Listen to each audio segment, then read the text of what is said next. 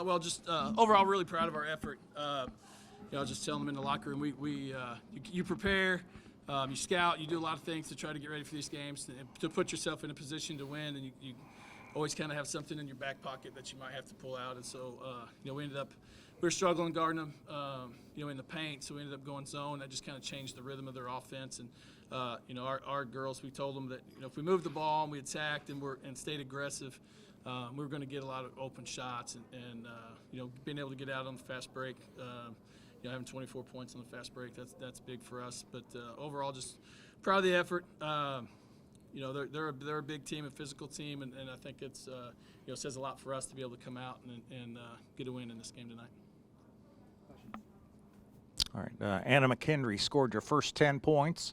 And it wasn't like they held her down too much afterward, but then Lalich kind of picked up the pace for a while. How about their performance offensively? Well, I mean, those two can really shoot the basketball, and we were able to get them open shots. And Anna had one that kind of stuck out was they were pressing a little bit. We passed it ahead to Anna. She skipped it with her left hand, I might add. Skipped it left-handed across the floor to Nat for that three. And I think that three was kind of the one that put the game away, like just kind of eased everybody's minds, for the final time. But I just think they got open shots. They worked really hard. At one point they were really kind of trying to deny those two the ball, and I thought everybody else kind of played off of that pretty well without it being something that we had worked on. So again, just they took shots within themselves, and they did some other things. I mean, just got some steals, got some Nat had a rebound and found some open people, but they did what we feel like they're capable of doing tonight. The last couple of years, even when victories weren't always when you wanted them, at least Indiana State's been pretty good at steals the last couple of years, and tonight was no exception. And you won too, but 17 steals. Seemed like the defense was pretty aggressive in coming up with 50-50 balls and loose balls.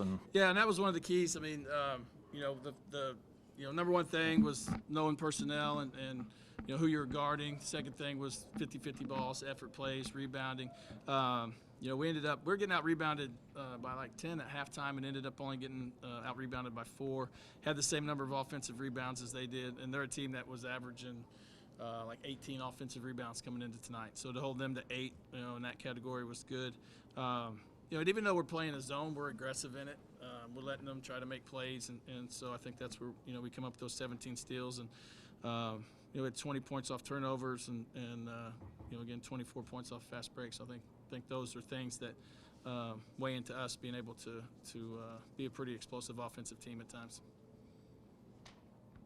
Yeah, Coach, the 3 guards that really played most of the minutes at the primary guard, Anderson, Williams, and McKendry, really just leaders of the defense on kind of the perimeter, and just leaders on the court on both ends, making a lot of plays on the offensive end, mainly like with assists and just shooting the ball very well all around. What kind of impact do they have on the team morale and kind of just the team intensity as a whole? Well, I think everything kind of picks up. When Anna's the play where I can't remember what happened initially, but then they threw a long pass and she snuck around and stole the ball, threw it to Chelsea, ran into the scores table on the opposite side of the floor. Like those are just things I don't want to say you expect, but those are things that she gives us. She tries to take charges. They feed off each other pretty well, and are excited for each other when someone makes a play. So it's one of those where that energy ignites everybody when they take a charge or they make a 3 or get a steal, and I think I think you could really tell that tonight.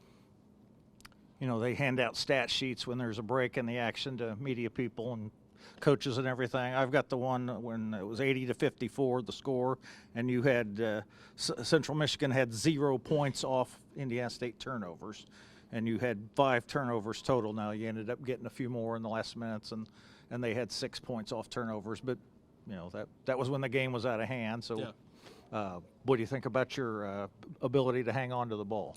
Well, I think some people were concerned after that exhibition game. We had 28 turnovers, but I knew that we were capable of being better than that. And so, that first game we had 15, and then tonight we had 9. So I think when we make good decisions and we're really attacking, we can do some really good things, from an offensive standpoint. And they know they need to take care of the ball. And we work on try to work on our decision making, on fast breaks and things, virtually every day.